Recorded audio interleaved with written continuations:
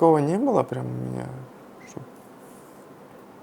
У нас просто в семье спортивная семья у отца.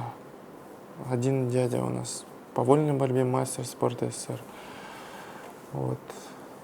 Младший братишка папы мастер спорта международного класса по боксу. Вот. Как-то все шло к боксу.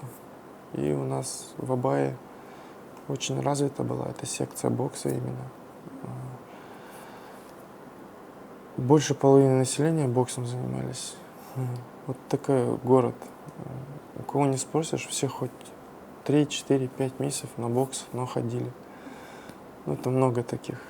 Вот так, наверное. Если бы, может, был выбор, может быть, пошли бы на другой вид спорта, не знаю. Ну, как-то мы все ближе к боксу были склонны.